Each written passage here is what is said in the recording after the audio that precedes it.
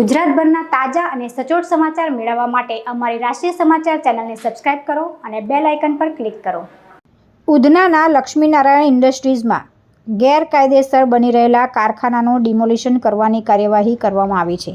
Laxminarayan ઇન્ડસ્ટ્રીઝમાં plot number 86, 87, 88 3 દિવસ પહેલાં slab ધરાશાયી થવાની ઘટના બની હતી.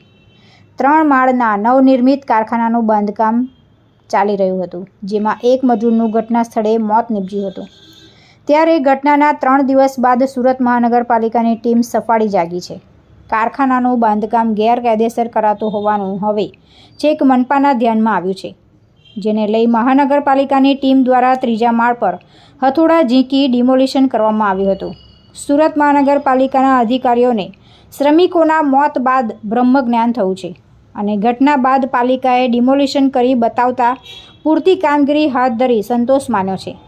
જોકે આ ઘટનામાં એક શ્રમિકનું મોત થયું હોવા છતાં ગેરકાયદેસર બની રહેલા બાંધકામની આ ઘટનામાં પાલિકા અધિકારીઓની કોઈ જવાબદારી હજી સુધી નક્કી કરવામાં આવી નથી.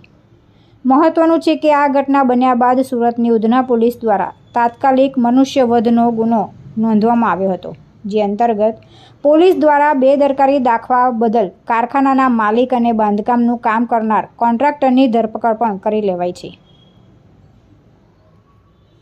તુલસી શર્મા સાથે રાષ્ટ્રીય સમાચાર, સુરત.